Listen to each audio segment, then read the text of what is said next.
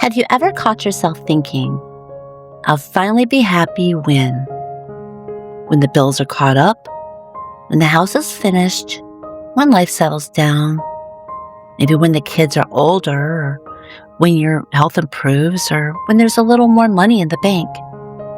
I don't think I realized how often I was saying those words until one day I stopped and listened to myself. For years, I was always waiting for the next season. I believed peace was just over the next hill. If I could just get through one more hard thing, one more financial struggle, another disappointment, then life would finally feel the way I hoped it would. But something happened that slowly changed the way I looked at everything. I began to realize that life doesn't really pause long enough for us to arrive at some perfect destination. One season ends, another one begins. When one problem is solved, another one quietly takes its place. That's simply how life works.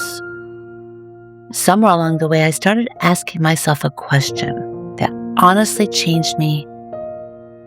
What if I've been waiting so long for life to begin that I've forgotten I'm already living it? That question stayed with me because when I looked back over the years, I realized they weren't empty years. They were not wasted years. They were ordinary years filled with dinners around the table, quiet evenings at home, conversations with my hubby, little moments with the cats, and whispered prayers in the kitchen. Just countless ordinary days that I hardly noticed while they were happening. I'd spent so much time looking toward tomorrow that I almost missed the gift of today. There wasn't some big moment when everything just suddenly changed. And there wasn't a morning when I just woke up and suddenly had life all figured out. It happened on one of the most ordinary evenings that I can remember. Dinner was all over. Dishes had been washed and put away. The house had settled into that peaceful quiet it always seems to have at the end of the day. Tim was sitting in his chair scrolling his phone, and one of the cats had stretched out on the back of the couch, completely convinced that she owned the place. The other one was wandering through the house looking for one last bit of mischief before bedtime. I poured myself a cup of coffee. I sat down in my favorite recliner chair. I wasn't really thinking about anything important. I wasn't making plans, and I wasn't trying to solve a problem. I was just sitting there, just completely still.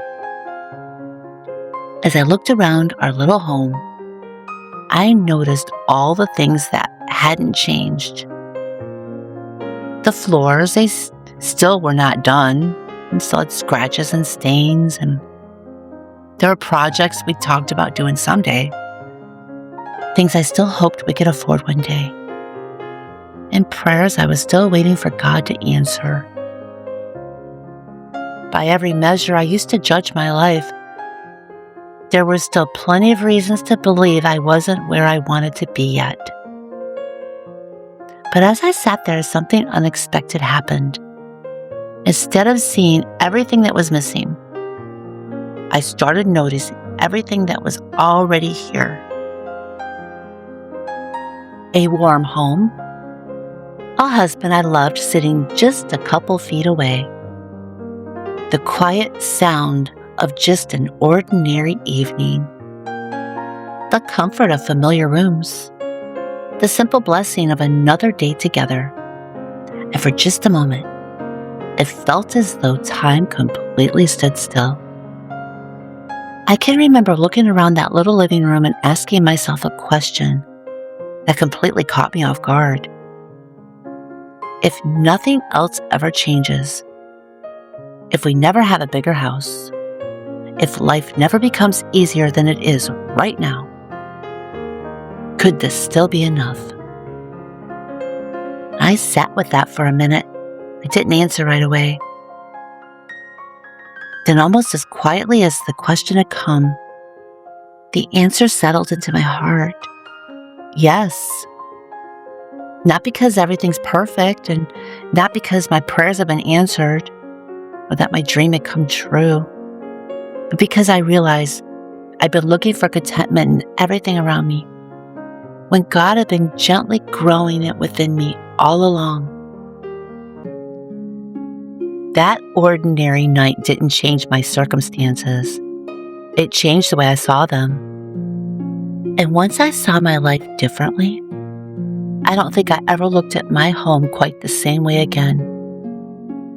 That evening also reminded me of something else that I've been trying to do in our own home. I've been learning to appreciate the little things that make everyday life feel just a little bit more special.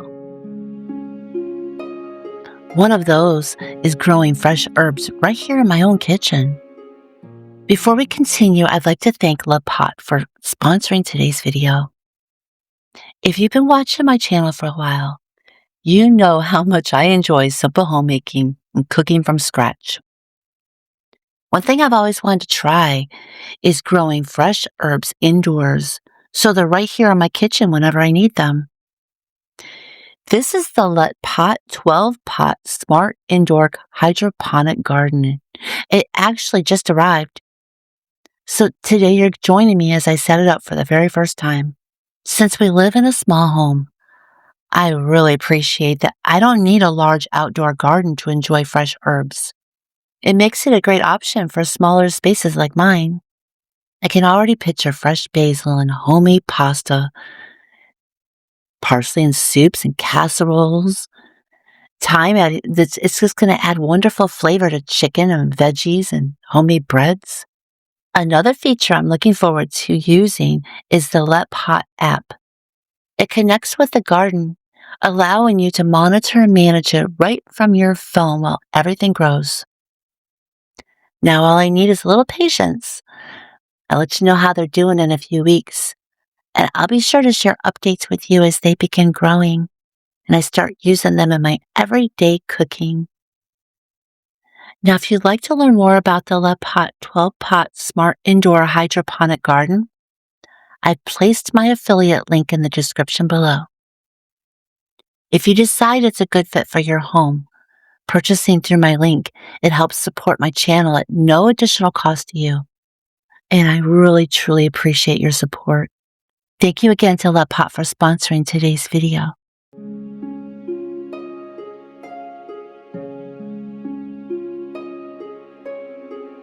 Perspective is a funny thing. Sometimes nothing around us changes, only the way we begin to see it.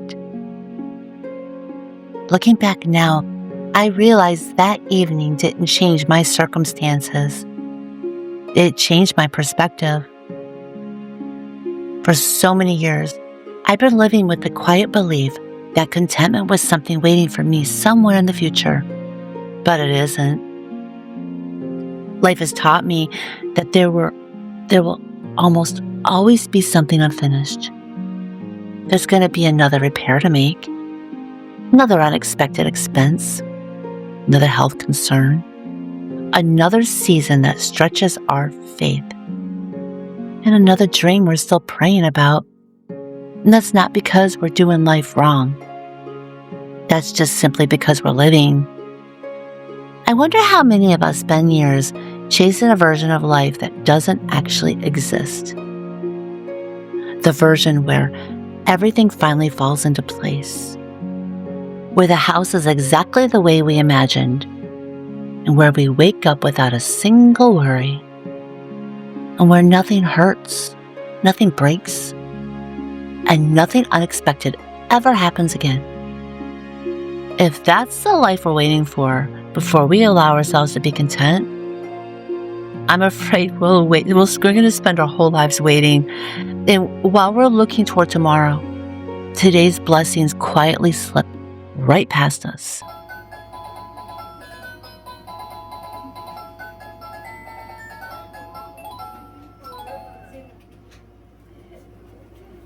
I haven't seen you forever. I know, it's been a very long time. Oh. I missed you, Mom.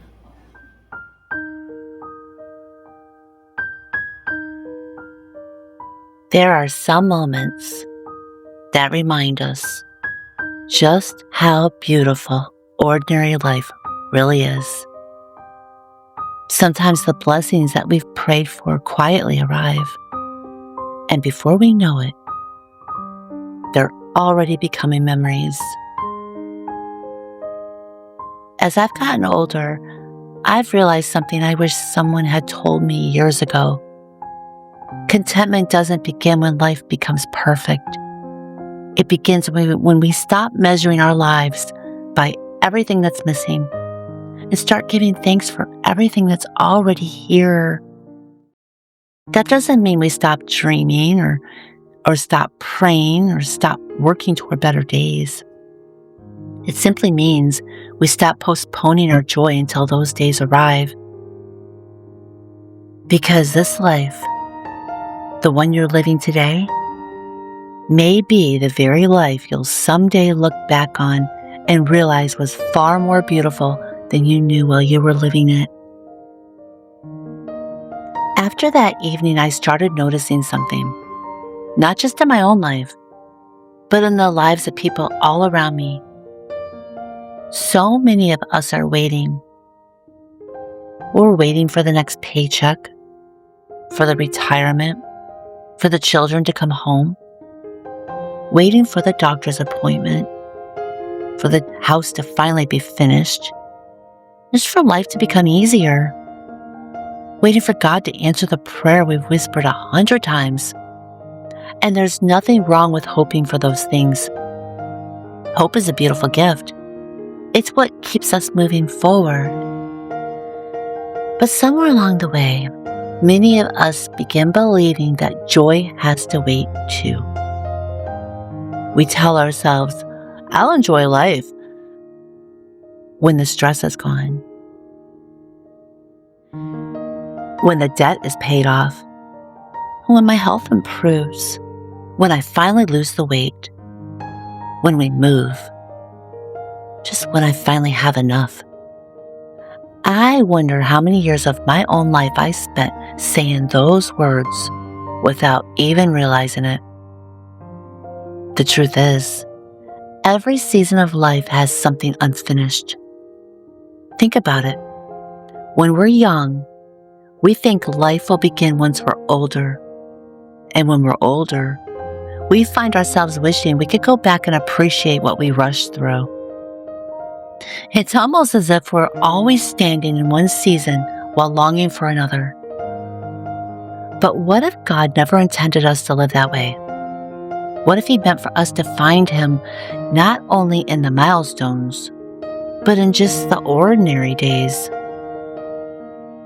The silent evenings, the familiar routines, the simple meals, the conversations around the dinner table, the walks through our backyard, the life that seems so ordinary today.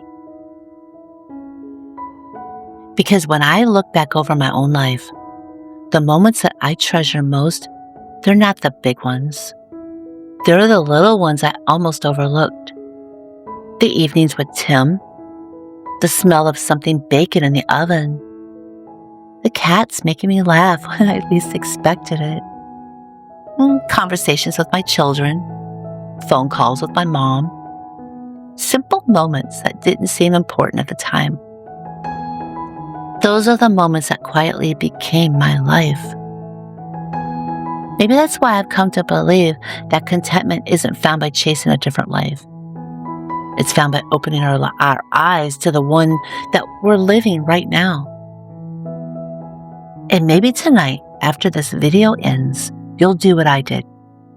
You'll sit quietly for just a few minutes and look around your home. Not to see what's missing, but to notice what's already there. And you may be surprised by how much you've been given. As I've gotten older, I've started seeing life just a little bit different. And definitely not because I've figured everything out. I haven't. There's still dreams I hope come true. There's still prayers I'm waiting for God to answer. Still days when I worry. Days when I wonder what the future will hold. That hasn't changed. What has changed is that I no longer want to spend today's blessings wishing I weren't already living tomorrow's. Because tomorrow has a way of becoming today. And before we know it, another year has gone by. Another season's passed. Another ordinary day has quietly become part of our story. And I've come to believe that contentment isn't something we finally reach one day. It's something we choose to notice. It's the quiet decision to stop measuring our lives by what we don't have. Begin thanking God for what we do. Not because our lives are perfect, but because they are precious. Happy birthday to you.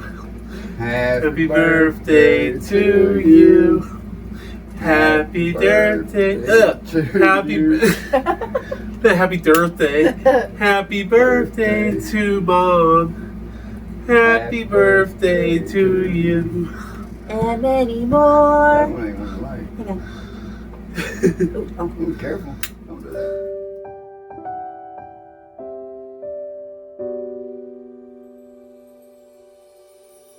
A birthday isn't really about the candles or the cake.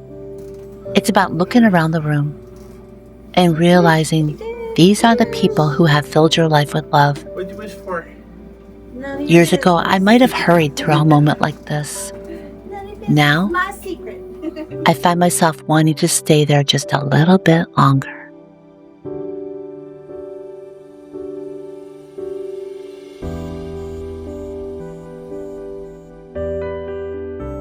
I don't know what season of life you're walking through today. Maybe you're carrying a burden no one else can see. Maybe you're waiting for healing, for reconciliation, for finances to improve, for answers that haven't come. If that's you, I hope you'll hear me. Don't stop hoping, and don't stop praying, and don't stop believing that God is still working. But while you're waiting, don't forget to live. Laugh with your family. Sit on the porch a little longer. Call someone you love. Hold your spouse's hand. Enjoy the cup of coffee. Watch the sunset. Listen to the rain. Notice the little things that seem so ordinary today. Because one day, you may discover they were never ordinary at all. They were the beautiful pieces of a life that God was quietly building all along. Thank you so much for spending a little part of your day with me. If this video encouraged your heart, I'd love to hear from you. What is one ordinary thing in your life that you are especially thankful for today? Let me know. I hope you'll share it in the comments. Sometimes, when we share our gratitude, we help someone else see the beauty in their own ordinary life. Until next time, take care of yourself and take care of your home. And don't wait for a perfect life before you allow yourself to enjoy the beautiful one that you're already living. And I'll see you next time.